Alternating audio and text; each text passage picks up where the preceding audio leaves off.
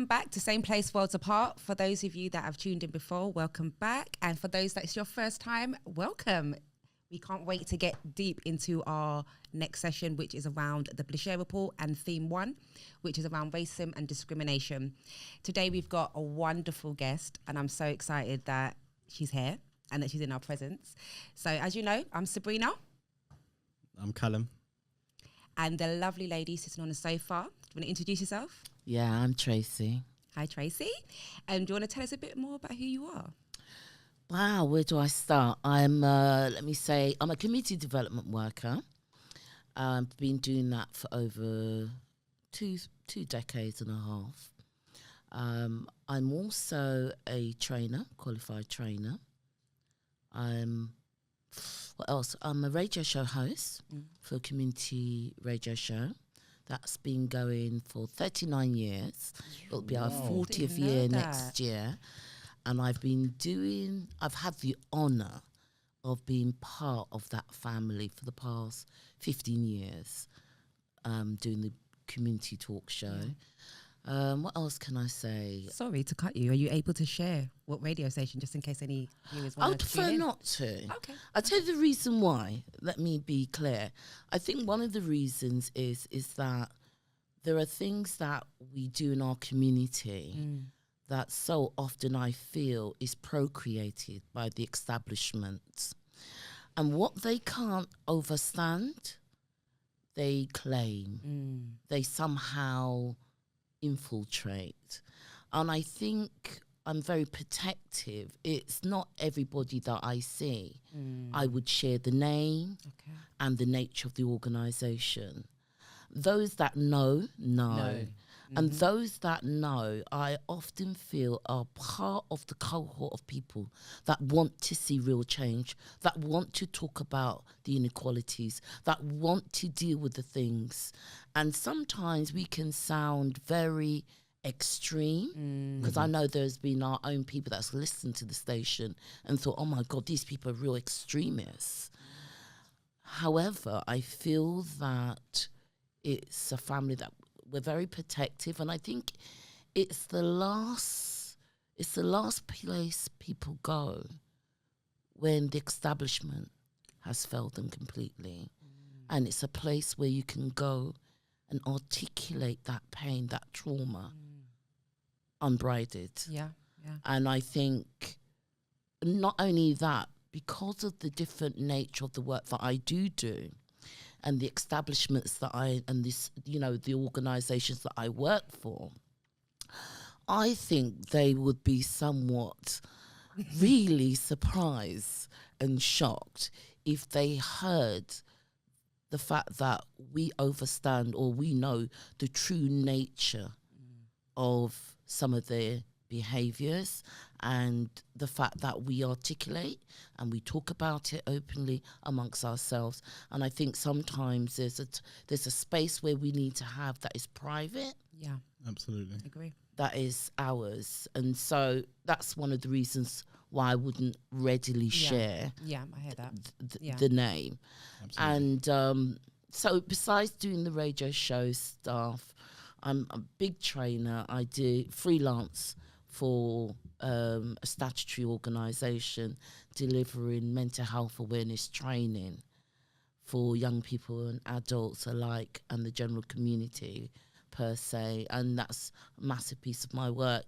And extensive training around race awareness in the past. So I think that gives a little sense of the kind of stuff that I do. Excellent. In a formal context, as well as the community engagement work. Yes. Excellent. I'm going to probe you a little bit though. What's race awareness? What's a race awareness? What's race awareness? Is it within the context that I'm dealing with? Well, it's about how racism, how discrimination impacts on our day-to-day life. Okay. And race awareness for me is about raising awareness about the impact of those two phenomena, raising awareness about our culture and what that looks like in the UK, here in the diaspora. Because the culture, let's say I'm Jamaican, for example, through heritage, my parents. There's a certain way of being Jamaican in the UK that is very different than if I was to go back home to Jamaica. Absolutely. So it's about looking at our culture within the context of a Eurocentric and within the UK context. I love that. Is that accessible to everybody? How do you sign Yeah, up man. for that? Okay. Yeah. My aspiration is in 2024, which is next year, I believe. Yeah. I was just checking because I just said 2004, but yeah, done now. But Drink 2020 is it? And I haven't even started. Oh my gosh. Anyway, next year, my aspiration is that I'm going to be delivering that throughout the year. And why do I think I'm so unique in a position to do that is I spent 20 years living in the Southwest, in Devon, and I was just coming from London at the age of 21. I was just shocked at the blatant racism that I was confronted with every single day. And, you know, for example, I'd be standing up in a queue and some white lady will come from the back and stand in front of me. So I wondered to myself, well, maybe she was dealing with her before. Hell no. So when I confronted her, I said, excuse me, I was here before you. I don't stand behind black people. I say, you think I saw it? So the woman that is about to serve, I goes, you can't serve her. I was here first. She is sharing the same kind of viewpoints as this woman. And then I kind of looked around for that support, and I'm the only black in the village. So you're like, okay, how do I handle this? So fast forwarding, Macpherson's report, I then started delivering anti-discriminatory practice training. And for example, I trained all of Devon and Cornwall probationary services, 723 white staff. And I make the distinction because there's 33 staff who are black, and I don't train white and black people in the same space when it comes to race equality training. So a lot of my experience around engaging, for me, gave me a really good understanding of white people's racism and their racist ideology and how it permeates in their community. And interestingly, how it impacts on them. Yeah, because it does have an impact on them, whether they are blind to it or fully aware of it. So I think I've had an opportunity to really look under their underbelly and get a certain overview. And then it helps me to understand what we as a black community need to know about ourselves. Right, so I'm just going to go through, I want us to discuss Lewisham as a whole, because the point of the BLACHIR report was because Lewisham and Birmingham have the highest black populations at the time, according to the census of 2011. Now, we know Lewisham's a big place, and we know that when our ancestors came over, a lot of the places they settled in, one of them being Lewisham. So when we look at places like Brockley, Deptford, those are where a lot of our seniors ended up and where a lot of us were raised. And that's why when you go to any event in Brockley or I went to a night night the other day and the whole of Brockley was there. And the sense of black love and unity, I nearly cried because it was just like, why can't we continue this? And why can't everyone in this room do something to help us get to where we need to go? So I'm just going to give some data. So in 2011, the population in Lewisham was 275,000, and it increased by 8.9% by the census of 2021. Now, our black demographic was 23% at the time of the BLACHIR report being written. That's now increased, but we have a very big youth population. So we know as time goes on, that demographic of us as black people being the borough is going to get bigger. So we know that when it comes to us and our health inequalities, any inequality, the basis of it is racism and discrimination. That's the underpinning. The economic, the social effects of everything impacts why we get arrested more, why our children aren't, getting the right GCSE results, why we're dying early, and why we're getting misdiagnosed, we're sectioned. So I kind of want to have a discussion around what does that mean? What do we need to do as, I say elders, but the older population compared to under 25s to make sure that they are informed and that they know what needs to be done in order to pass the baton on? Because this BLACHIR report is the foundations. This is not, the be all or end all. This is the foundations to a lot of things that we already know. So how do we ensure that as years go on, because this is not a one-trick pony, it's not going to be a year thing that we can get it over and done with, how do we continue the fight? I think that's a big question. I know. Sorry, I realised that, and I kept talking, adding more. Sorry. No, I don't think, not in the sense that it's a criticism. I think it's a big question that you're asking. And the reason why I say it's a big question, because the inequalities we experience is not just one-fold. And I think what the BLACHIR report does, it beautifully illustrates the different determinants. Yeah. So if you think about all the things that you just mentioned and sense that, okay, we are not doing that well in terms of education, crime and what have you. And then the question that you ask, I've forgotten. It's that drink. It's what we do. No, so how do we progress this? Because there's pockets of us that are fighting the fight. We do this every day, 24 hours a day, 7 days a week. But as we get older, who's the next generations? What do we need to be imparting in them from now so that they are going to continue the fight? Here's the issue. We've got lots of our elders who they like to coin as part of the Windrush generation. But we know we came here way before the Windrush generation. Yeah, so-called Windrush generation. And we have to be very mindful and careful about that terminology and how it's been hijacked and now used. And I won't even go into that. I'll just stop right there. But how do we pass the knowledge on to our young people? The biggest issue that we have right now passing that knowledge on to our young people is that some of our young people do not share our values. They don't necessarily buy into the inequalities that we have come to identify.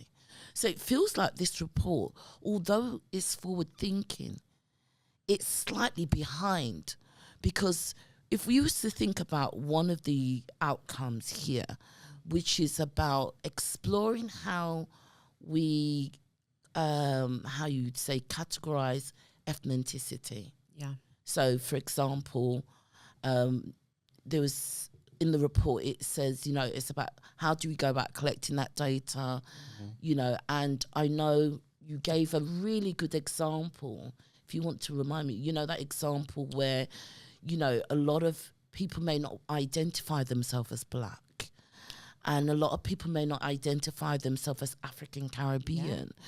You've got young people who may be of dual heritage, and, there may not be a category for that. Yeah. I think there's something that goes deeper there.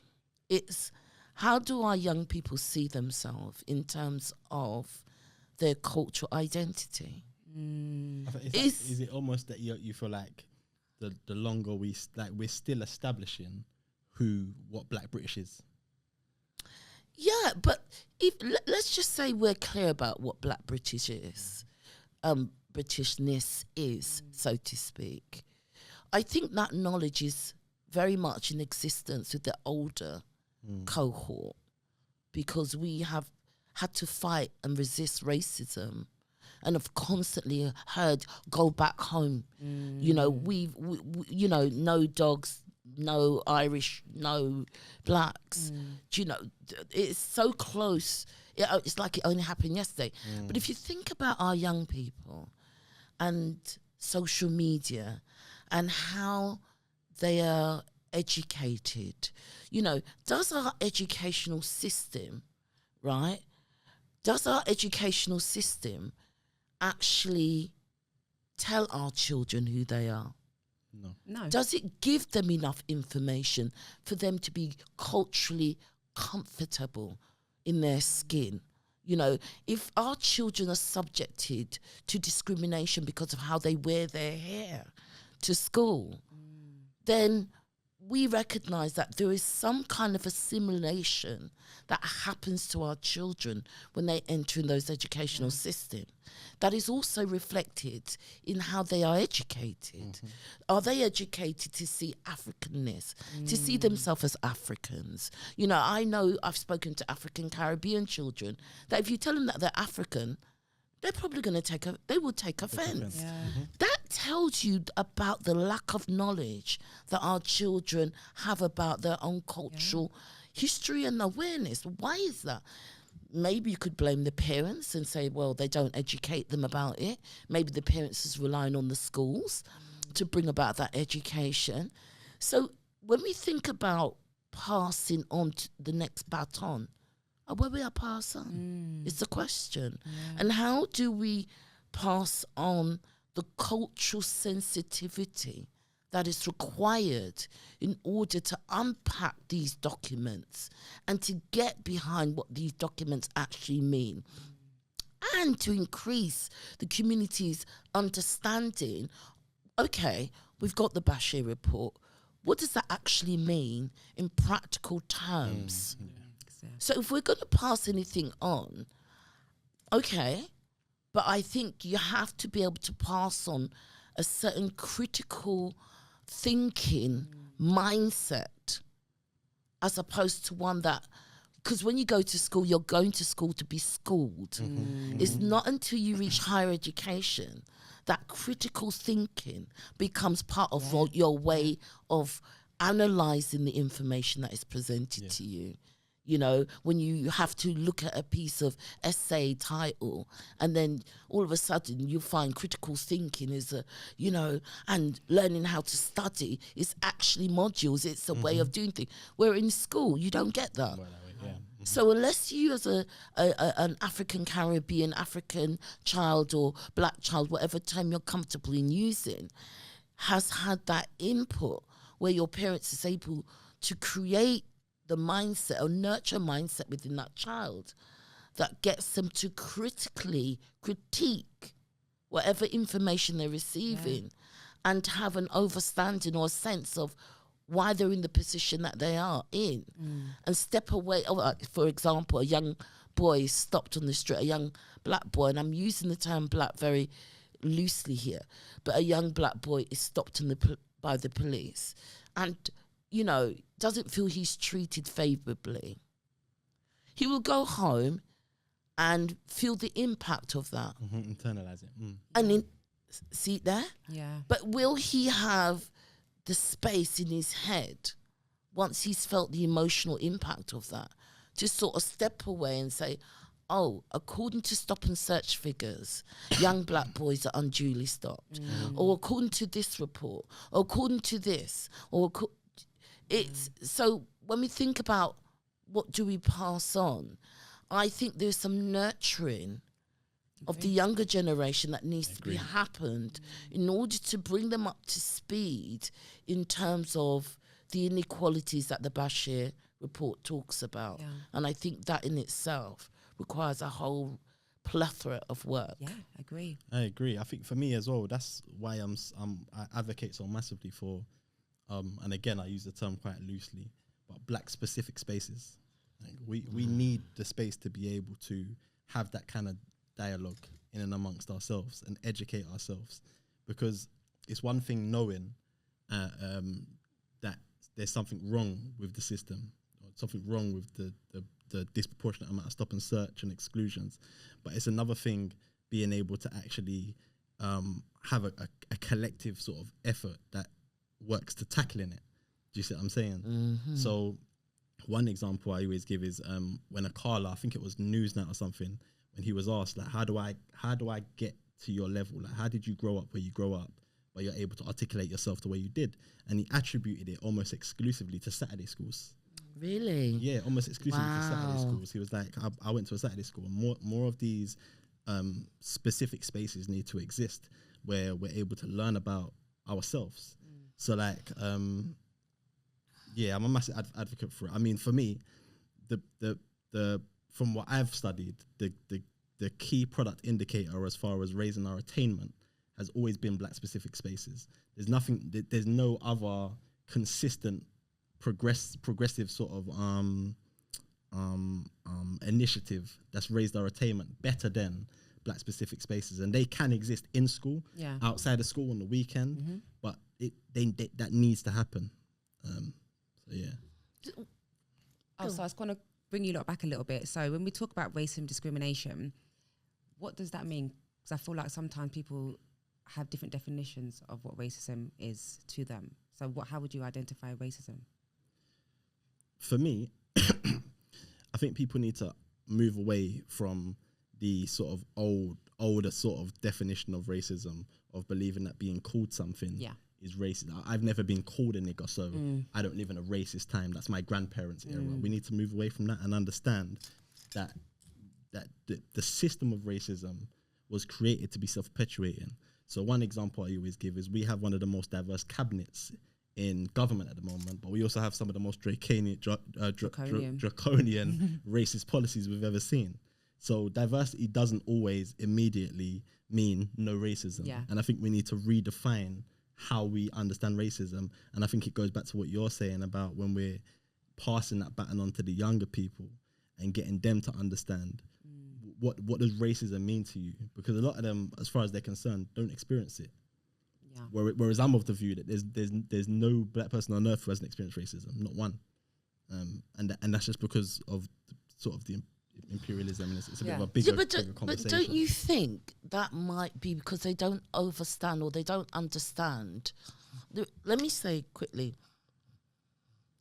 the reason why I use the word over, because I'm going to know the under business. Because when you're under something, there's somebody pulling your strings and determining. Excuse me. So my objective is always to have an overstanding, so I can have an overview. Based on what you've just said, and if we've got young people that feel, well, because they don't experience racism, I agree with you. There needs to be some more discourse around what that actually looks like. But for me, you are experiencing racism through structural inequalities, through institutions. Absolutely. Yeah. You understand me? So if we think about Africa and the colonization of Africa, people can turn around and say, yeah, Africa is free.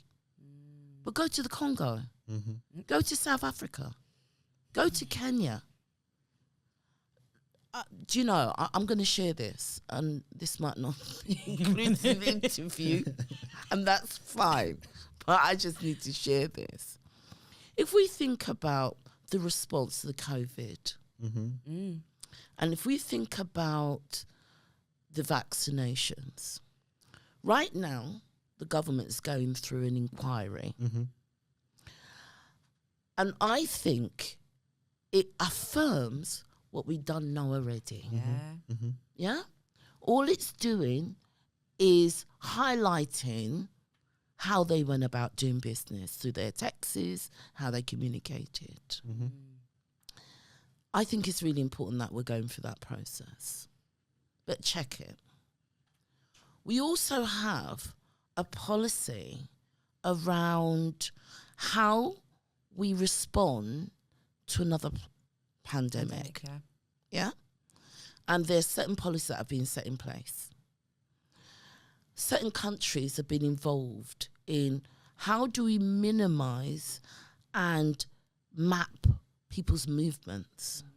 So right now in Kenya, the Kenyan leader has just negotiated with one of those pharmaceutical companies that was involved in rolling out the vaccine, in chipping babies when they're born before leaving the hospital.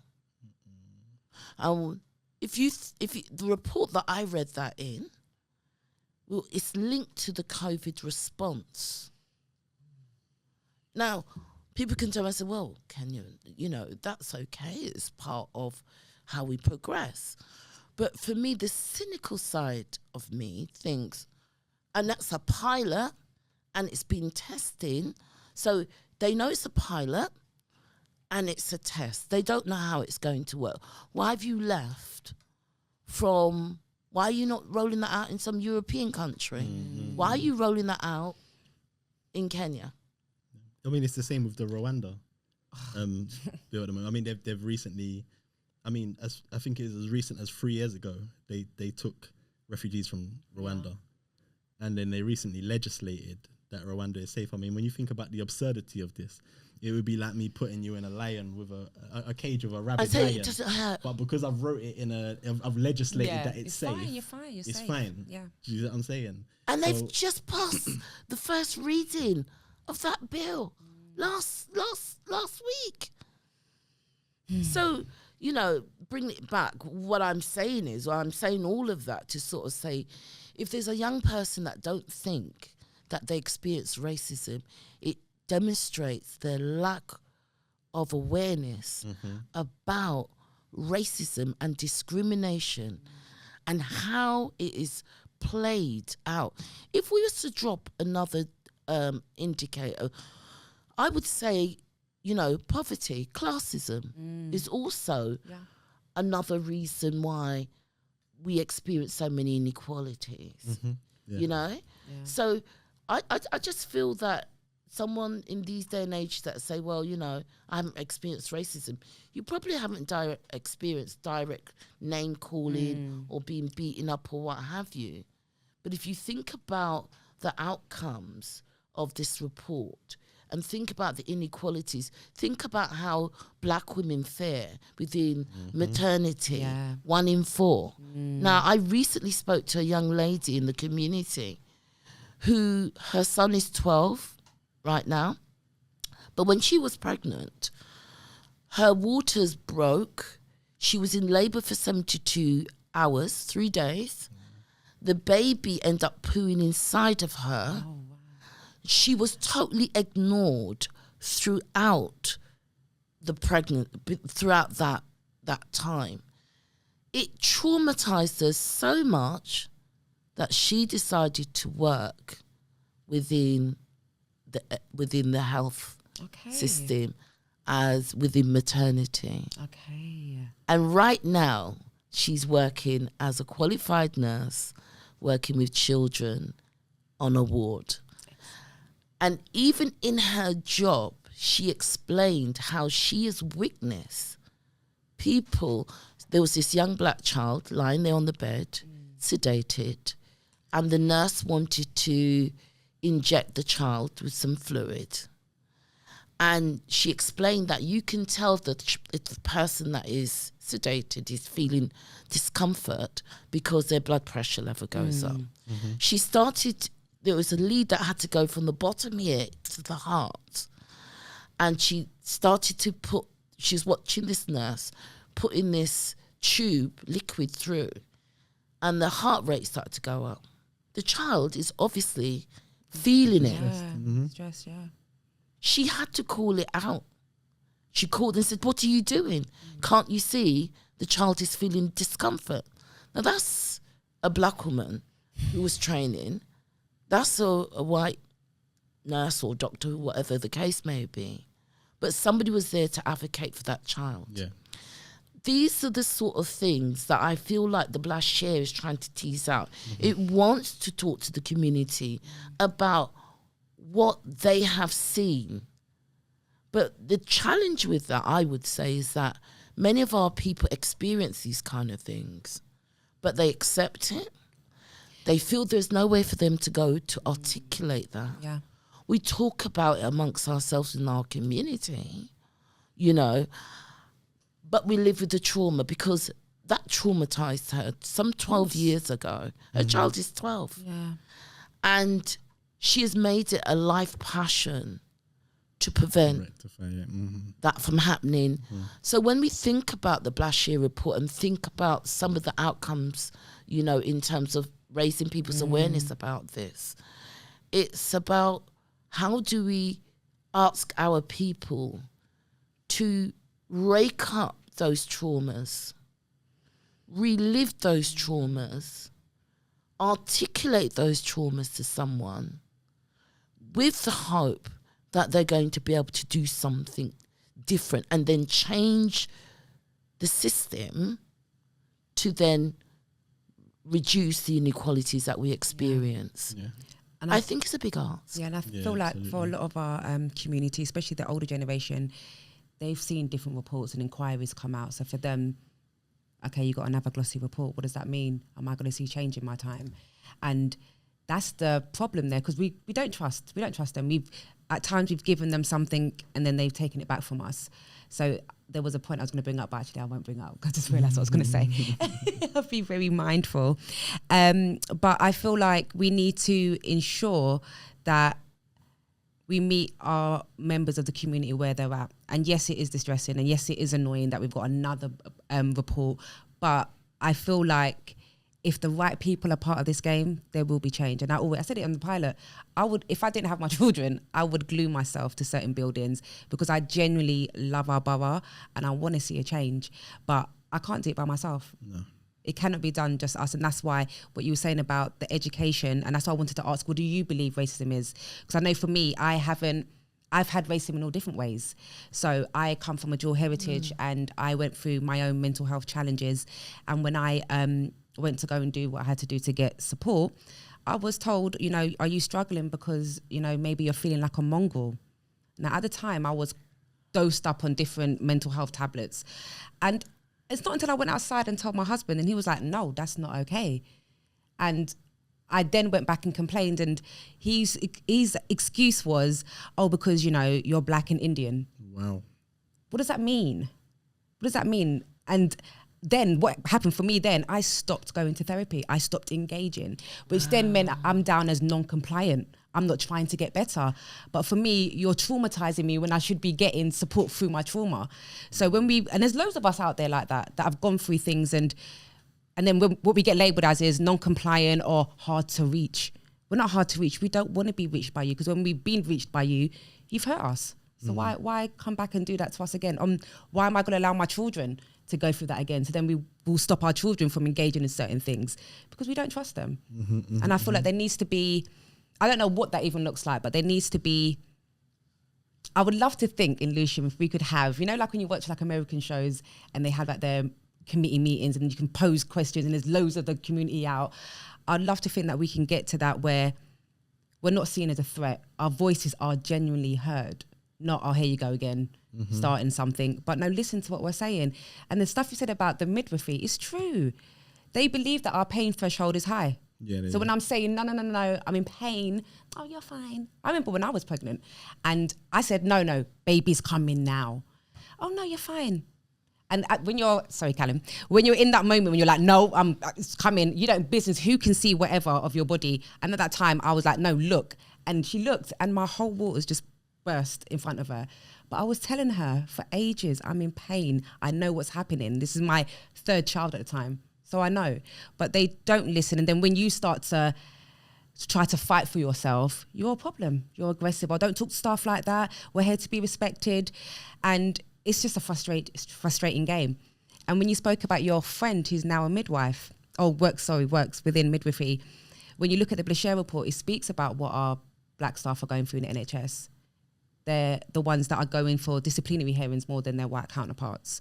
They are, they think it's 40.7% see that there's progression in the NHS. So there's a whole other section that don't feel like there's any progression.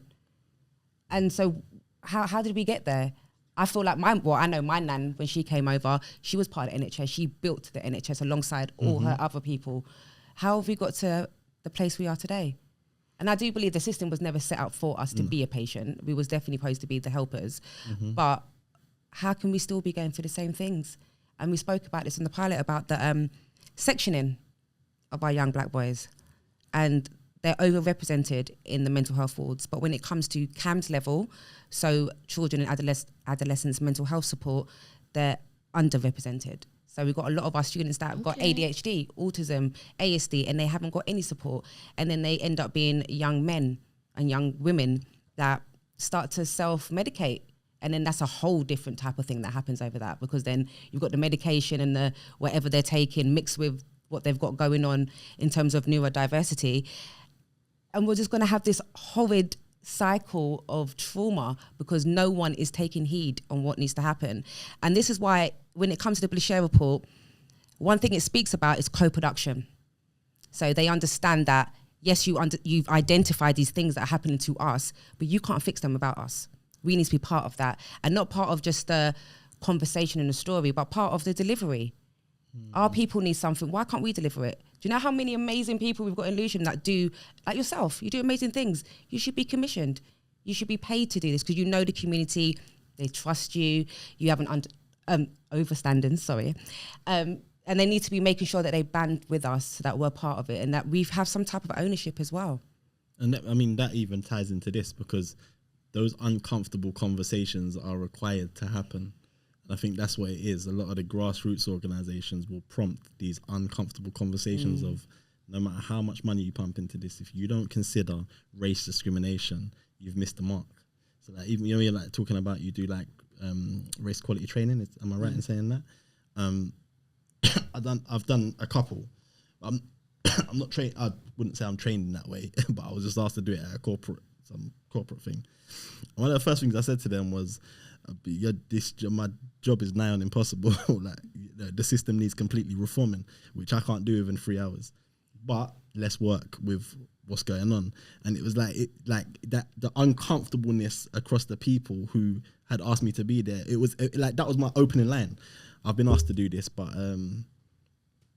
good luck, because it's impossible, to be honest. They was all like, who got this guy in?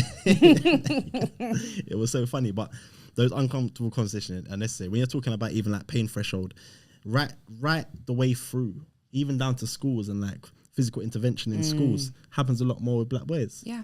Do you see what I'm saying? So and also I'm probably going to say the wrong term, but the over sexualization of our young people as well. And just because a child appears that they could be 18 but they're 13, they're still 13. Treat them as a child, and they're not doing that. And that's why, and also understanding how we are.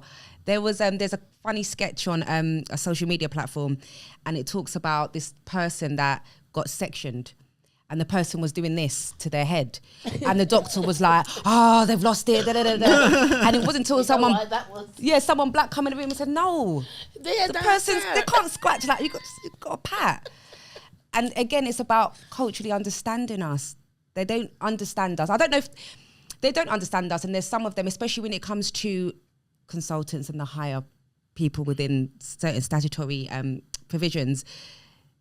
They are so far removed from us. They don't even know the area that they're working in, and it's not their problem.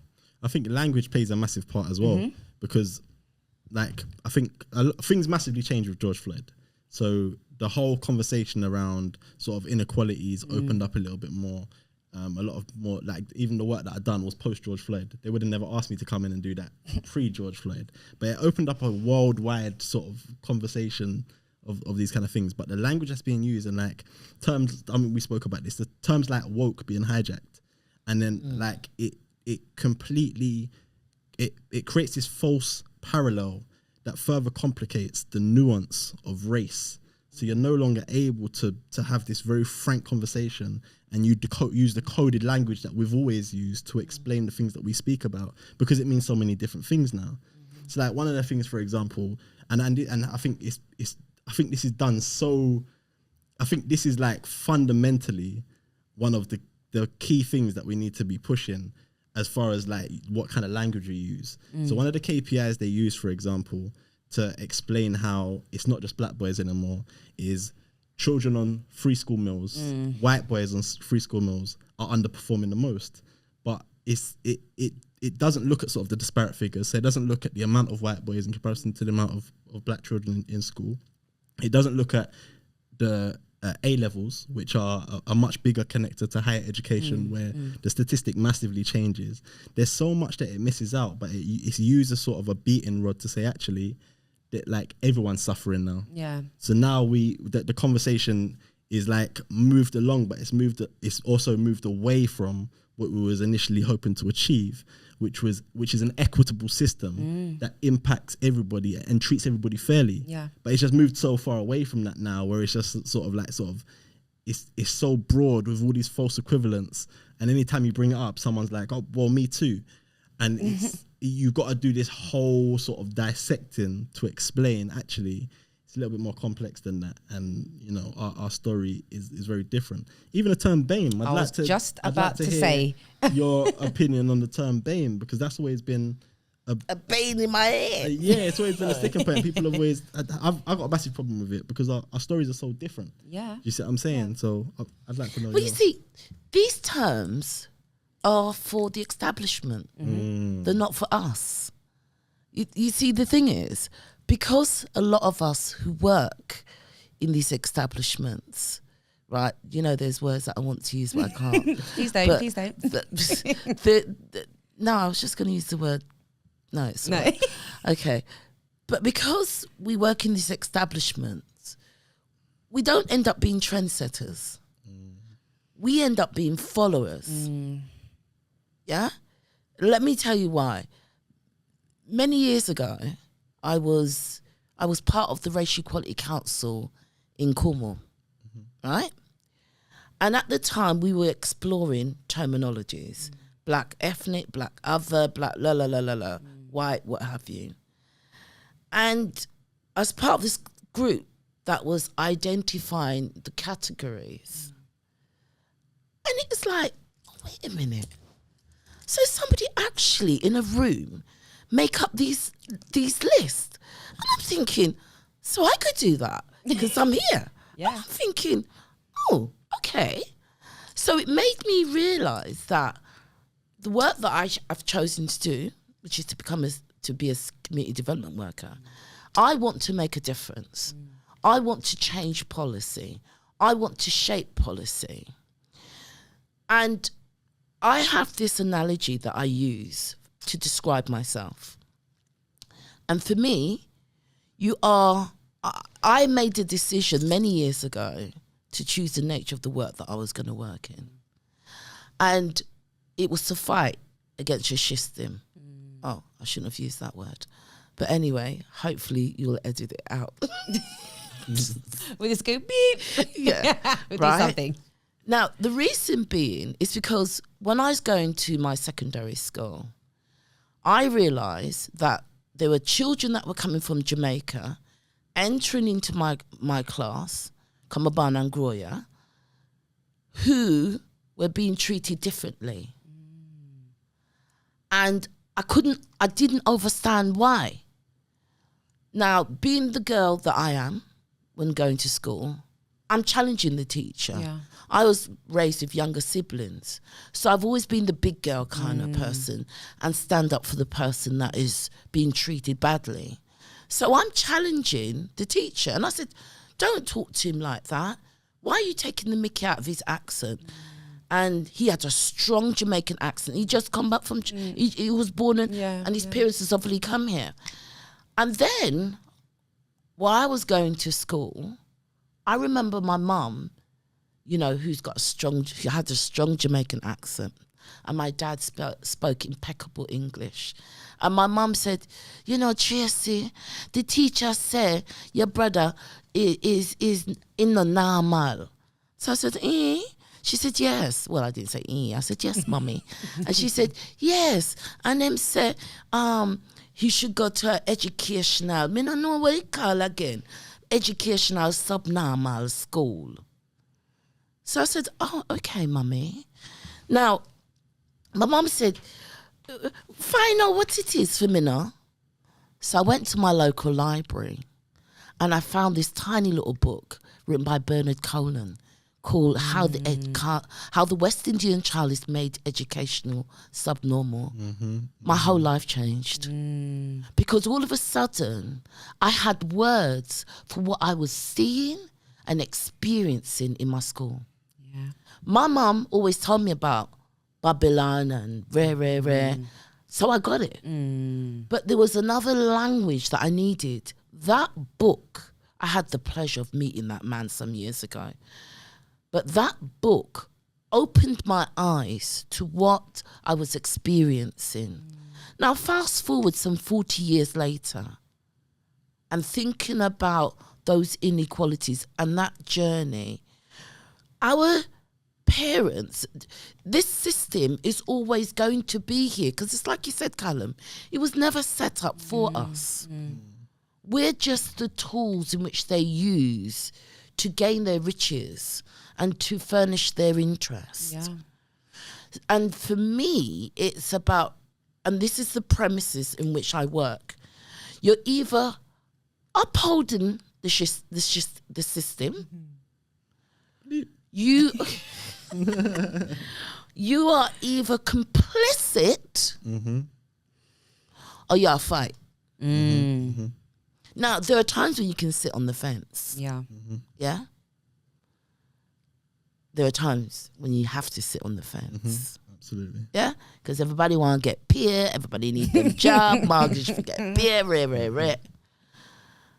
And so for me, as a woman working with integrity, I'm any piece of work that I do, it has to fall in one of those 4 categories. Yeah. Am I sitting on the fence? Yeah. Am I upholding the system?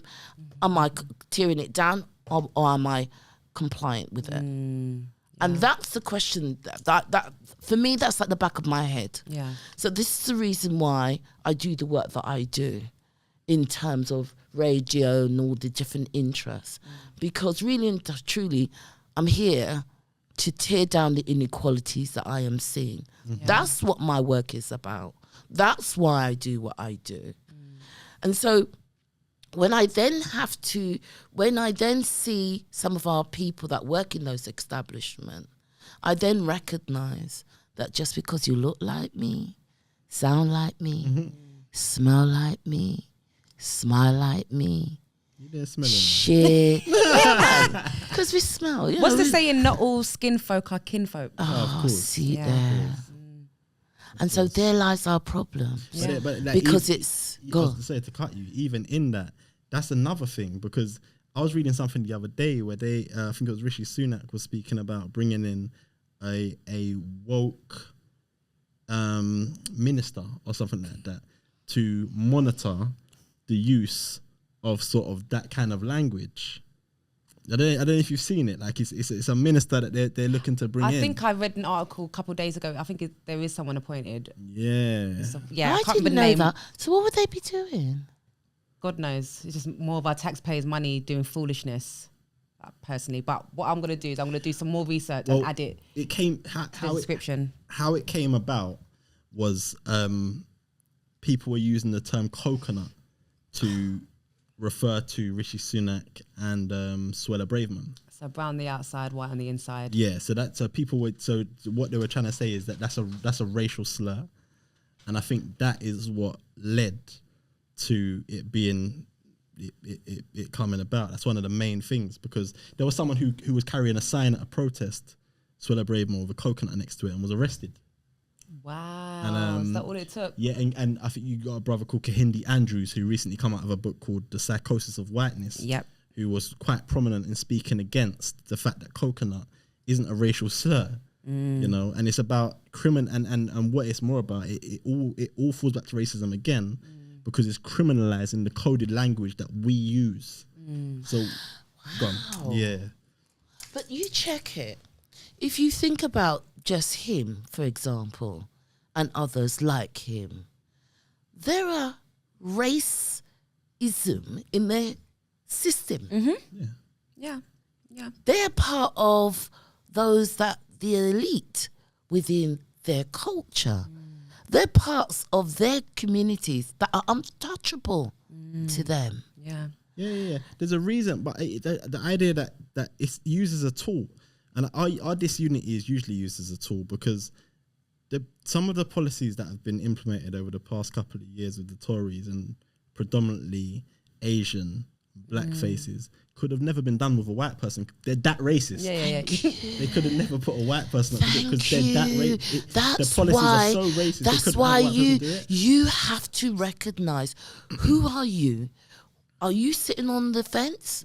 Are you upholding the system? Are you in agreement?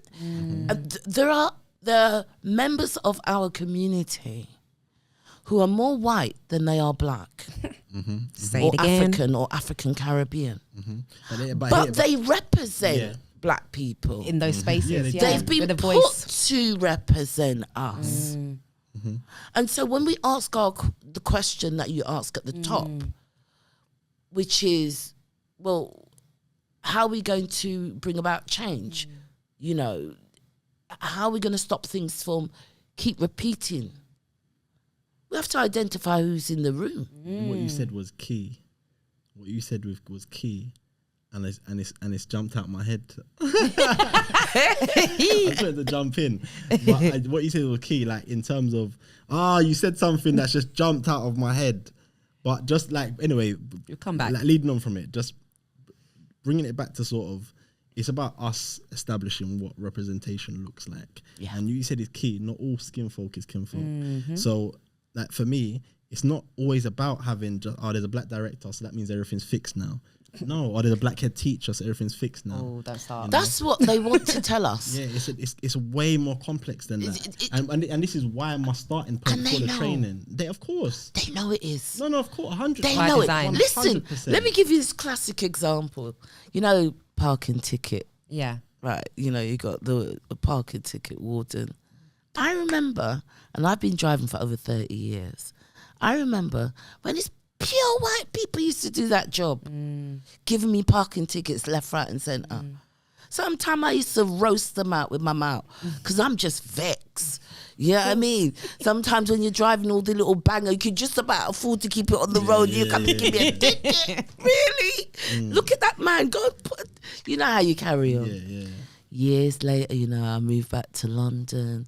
You still see white people.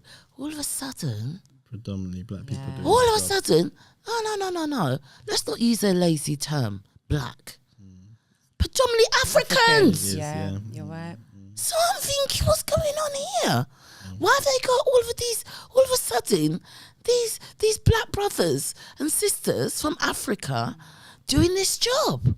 Now, when I check it, my Nigerian brother really don't give a toss about my African Caribbean heritage here and my experience of racism, because he's just come from where he comes from. And let me tell you something. It wasn't until I went to Africa and I was doing a piece of work, you know, and I was in Nigeria, do I understand why my brothers are so proud? Why my African, because they don't have the mindset that we have. Those that was enslaved and stolen from Africa and brought to the Caribbeans and the Americans are not the same Africans that are here in the diaspora. Yeah. We have changed as a result of that experience. I'm always careful to make the distinction. Trust me, we have to. I'm always careful. That's why I say I work with the African diaspora.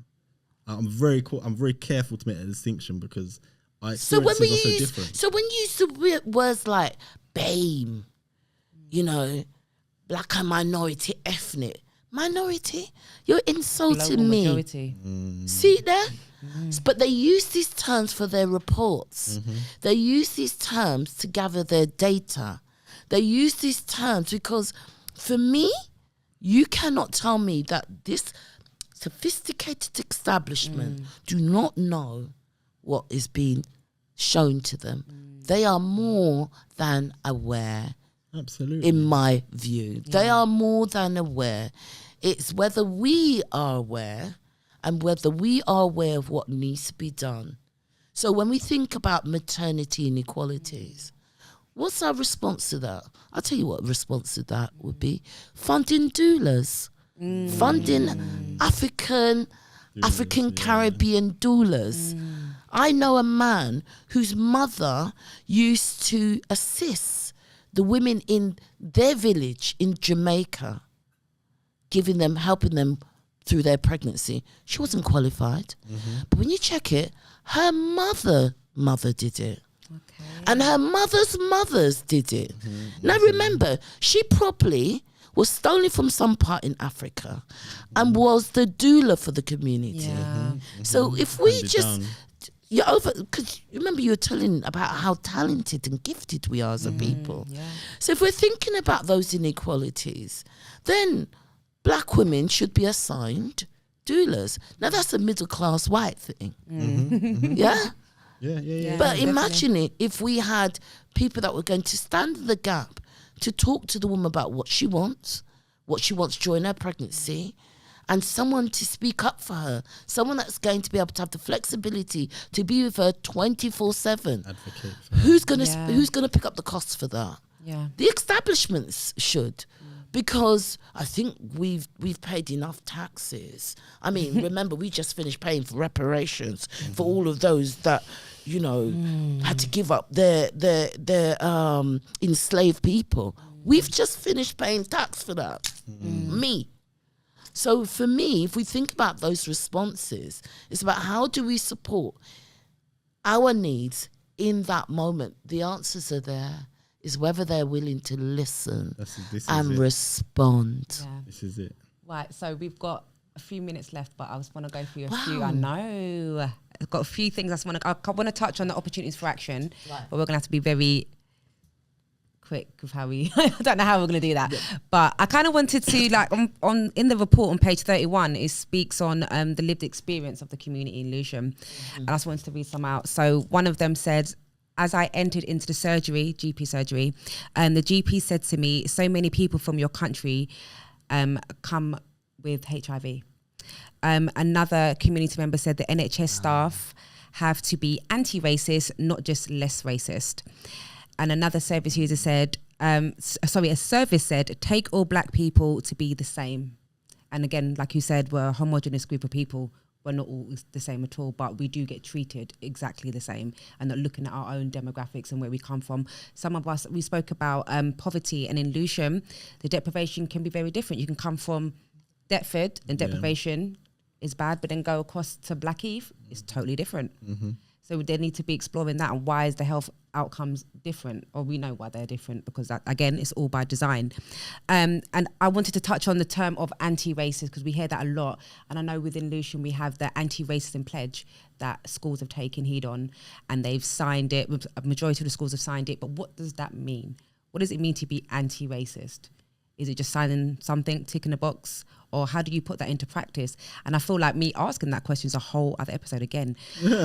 So we can touch on that, but then I want to get into the opportunities for action, because each theme has opportunities for action, and some of them have more than others, but these are what the NHS, the ICS, the oh my gosh, I'm going to get the name right in a minute. The health and wellbeing boards are going to take heed on to make sure that they are implementing this, and again, co-designing it with us to give us the best outcomes. So you touched on some of them previously around the colour coding and what that looks like for us. Some of them are going to be pilots, because when the BLACHIR report was put together, there was not enough participants to actually give enough evidence. So there's going to be some of them that are going to be implemented and going to be started and going to be part of the system. And some of them they're going to pilot to make sure that they are right for us. So have you seen the opportunities for action? Yeah. What do you think of them? We've got like a minute each. So shall I remind you? Yeah, go on. So the first one is pilot the removal of the colour language from the ethnic coding and evaluate the impact on participation and experience of data collection. Now, the first thing with that is I don't think that makes sense. Because if we don't have those colour coding, then how do we map our progress? I agree. You get what I'm saying? Yeah. That don't make no sense. It's about making sure that the colour coding is as diverse as we are as a race, as a culture of people. Yeah. I agree. It's virtue signaling. Yeah. I think it's virtue signaling. Yeah. I know for me, I always tick. It depends what I'm filling out. Sometimes I just do other. Sometimes I tick all of them. yeah. Sometimes I can't be bothered. I just tick every single one of them. Yeah. So the second one is pilot the integration of discrimination and racism into approaches to adverse childhood experience, and recognise this both in assessment of children's needs and in in the design of interventions to mitigate these adverse impacts. Wow. It's a mouthful. That was, yeah. It's a mouthful that you got to reread it. What do you think of that one? It's essentially considering Okay. our culture and our experience in interventions. Yeah, Is that and a way of looking at shortening our children now, and I guess trying to create something, pilot something to get their experiences so that when they are older, they shouldn't be going through the same things that we are going through because they've already tried to. Let me tell you why I think that's a no starter. Okay. When I went to university, one of the things that I was really interested in was the underachievement of African Caribbean children. Obviously, I told you the story about my inequalities that I experienced when I saw how this young man was treated. So, you know, I went to university and that's all I was interested in. Why are young black men and girls experiencing these inequalities? Out of the 33 researches that I did, what was established was the attitude of the teacher had a fundamental impact on the child's attitude towards their education and who was teaching them. And for me, even if you begin to gather data, information from young people about their experience around racism within school, one, they don't have the language. Yeah. Two, who's doing the report? Yeah. Some white teacher that's got some kind of, I don't see colour. All I can say is, be very careful what I say. But yeah. I'll just leave that there. I was going to say there's you know what I mean? part two because I feel like there's so much because, you know, check it. We definitely got to get you back in. Yeah? There's two more options. Go on, let's hear them. Opportunities for action. So review staff equality and diversity training to ensure that this is a core part of delivery of training, co-delivery by diverse individuals with lived experience. So they want more training to be done, understanding us as a people. Training for who? Delivered by us. For white people? For staff, yeah. For white people? It doesn't specify whether it's white or what is it going to be for black people or for white people? According to they operate under but the thing is, here's the this is why I think it's virtue signaling, and this is why I keep going back to the same point of my opening line was my job is nigh on impossible because it's the entire the parameters of the system need to be completely destroyed and taken down. So whether it's a white person or a black person, they still operate under the same system. Yeah. So for me, it doesn't really matter because they the way they're trained is exactly the same. They're going to go to university and learn the exact same thing. They have a curriculum which is prescribed.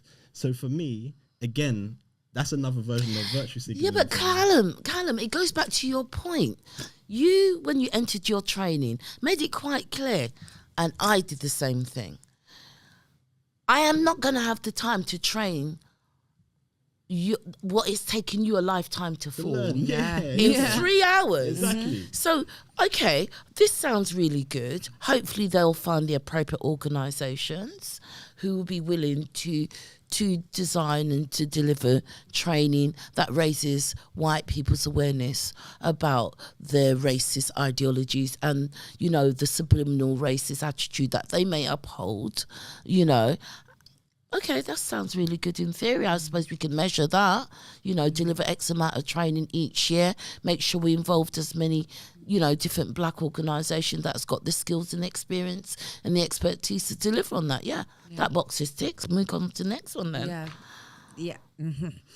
And the last one is work with education partners for all ages and local communities to explore ethnic diversity and how it can be further integrated into education to reflect the diverse cultures and various perspectives of history and experience. That are nonsense. Sorry. That is nonsense. No, sister, explain. You got 30 seconds to explain why it's nonsense. Well, you read this really well. Thank you so much for your articulation. And I'm dyslexic and I'm so proud of myself. That was brilliant. let me just share this with you. Teach our children their true history. That's all you need to do. Empower our young people to love and respect themselves. That's all you need to do. Because once you empower our children to know who they are, what they come here to do, and that they have a purpose, not to integrate into the establishment, but to be, listen, let me tell you something. I saw one young lady, this was a young white lady, little young girl, and I thought, boy, doesn't she look like my friend's daughter? And when I started to check it, I thought, she's got the Kardashian look. Our young people are too busy trying to identify and fit into an identity that is not theirs, that don't respect them, that constantly procreates their identity. You know, my sisters are getting Botox, they're getting fat lips, they're getting this. You already got this naturally. If you ain't been blessed with it, don't worry about that. Everything blessed. Somebody's still gonna love you anywhere. So for me, it's, what does that actually mean? Okay, no disrespect to those that have written the report. Their intention is honourable. But when we think about what does that look like, you know, working with educational partners for all ages, that assumes that all schools have to be in agreement. You know, and subscribe to that. You just told me recently that not everyone is signed up to the anti-discriminatory practice. Anti-racism pledge. Yeah. And then you've got explore how ethnic diversity can further integrated into education. To reform the education system is again, like going back to what I said, it's dismantling the entire country. The country. That now go work. They're not going to do that. No. They are just not going to do that. So but hold on, let's before we close. About to say, you got 5 seconds. Before we close, because I don't want to close on a cynical note. What are the solutions as far as what public health or what these institutions are able to do and what they can do? Because I think majority of them are virtue signalling, but we also have to be able to say, this is what you need to do. Well, I think the community champions are a fantastic piece of work that's happening. Yeah. I think that's really good because you're empowering people in the community that have really great intention. I've been working with a couple of those groups that have been involved in that, and they are doing some fantastic work. I'm also delivering mental health awareness training to those same-sex groups, and so that people understand the difference between stress, anxiety, depression that can lead to chronic mental health issues if unaddressed. So I recognise there's a massive piece of work that is around prevention and early intervention, so we get access to psychological counselling long before we start to become a major issue. So for me, there's a lot of good work that's happening. There's some good work that's happening with dare I mention it, Surge, you know, around how people can come and engage on a monthly basis and talk about those experiences, you know. So with the view that, you know, you're not just coming here to vomit your trauma to us, but we're coming here to hear those traumas and to look at where are their points of actions and things that we can actually do. So I think the report is a really good it's a fantastic opportunity for us to look at what this situation, although I know you highlight that it was written some time ago, but I think it affirms what we already know.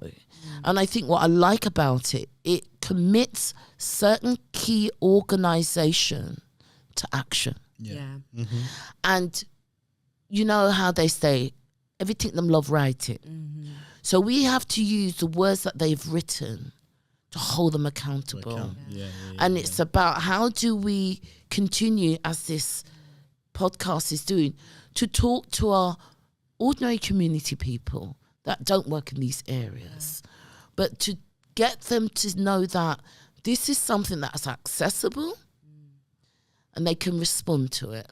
They don't necessarily have to understand all the themes and the outputs. They are living it.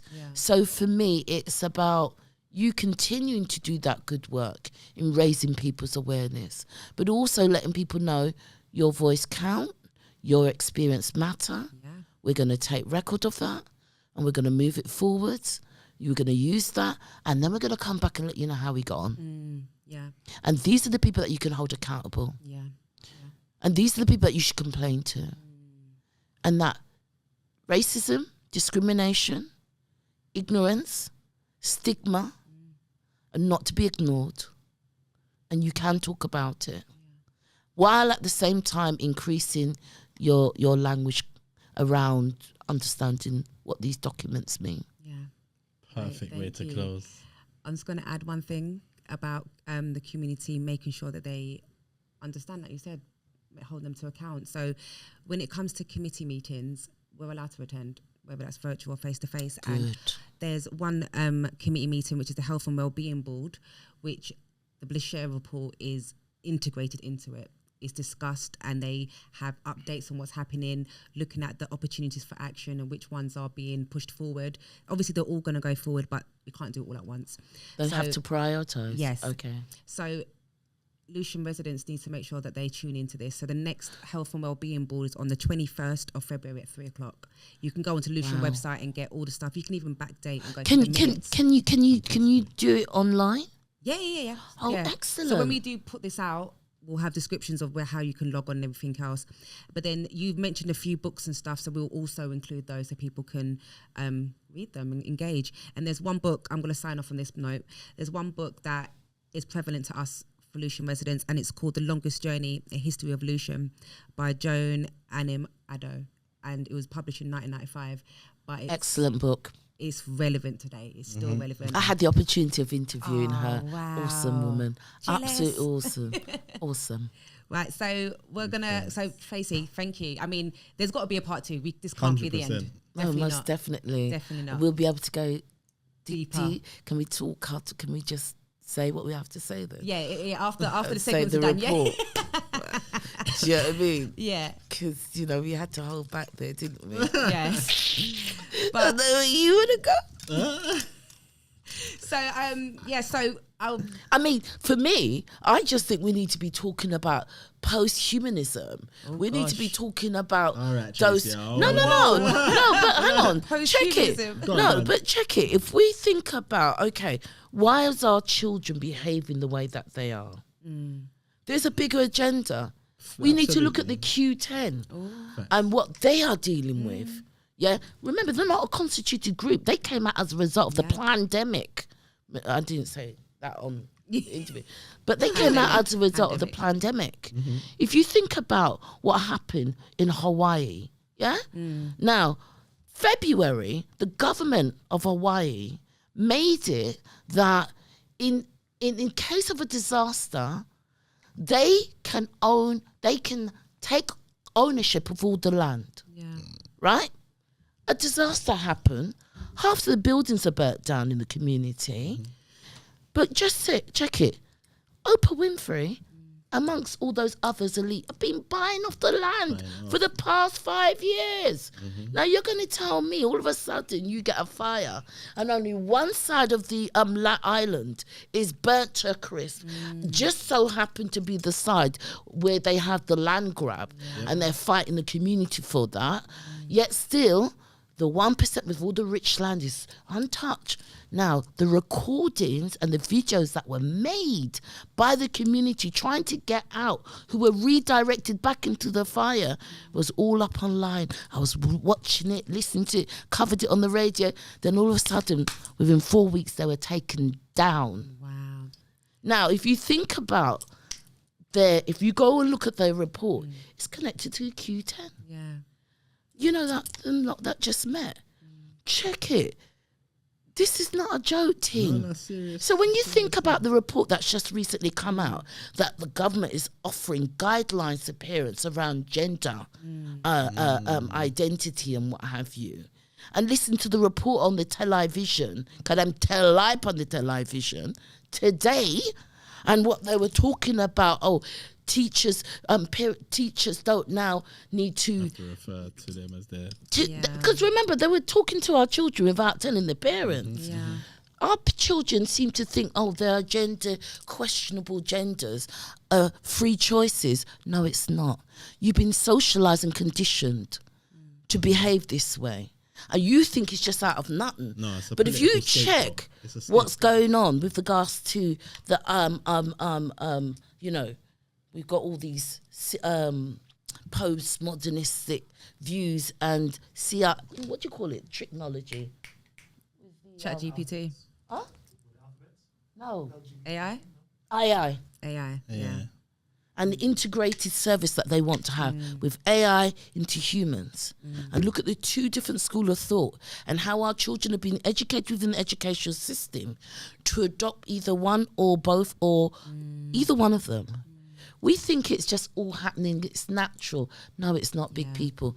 There's reports out there. I do plenty of reading. Believe Private you schools me. are learning about this. Guys, I'm so What sorry. schools? Private schools are learning about They this. definitely are, but So what's oh my happening to God. our school? Private schools are learning about this. you too. AI is a big conversation in private schools. I love that we get into the. Oh my God, Tracy. Sorry. I love our conversations, but before Callum turns the lights off, so what? Just to Are we round it up. done? Are we done? Yeah, but we're still filming. We're still I've done rolling. about 10 minutes ago. The man have to just reel off and just close or something. Right, you know? so forget those two. I'm just gonna close. Well, So, thank the you, first thank thing- you, thank you. So the first thing was on racism and discrimination, and like we said at the beginning, it underpins the whole of the BLACHIR report, and it can't just be a 1 hour conversation. So we're going to have you back, Tracy, 100%. to go a bit deeper into all the intricate I'd bits love of to. this. It was an honour. Yeah. Thank Real you. honour. Thank you And so I much. think we didn't talk about anything that we wanted. Well, we did. We but did, just we in did. a but we different done way. well. We done well. You've done well. Excellent. We Excellent. did. Thank you Respect. so much. So No, don't thank forget- you. Thank you for asking. Callum, I feel sorry for you with the editing, you know. Like, share, subscribe. I know it sounds cliche, but it helps with the algorithms. I don't even know what camera I'm looking at. Look at all of them. Look at all of them. No, What that cross-eyed or something. yeah. Just it helps with the algorithms. So if you could do that, and peace. See you on the Till next one. time. Oh, at same place, worlds apart. And if you're trying to keep up to date, which you should be, on the BLACHIR report, it's BLACHIR.Lewisham. Shall I advertise myself? Yeah, go for it quickly. Oh, okay. Don't forget to hook me up on Shine Your Light, Reaching Your Potential. And you can listen to me on a Saturday morning on a community talk show. Only those that know will know. Yeah. All right. Excellent. See you later. Oh, don't forget my training that's coming up. Oh, and the training. We'll put all of that in the links. Okay, Yeah. excellent.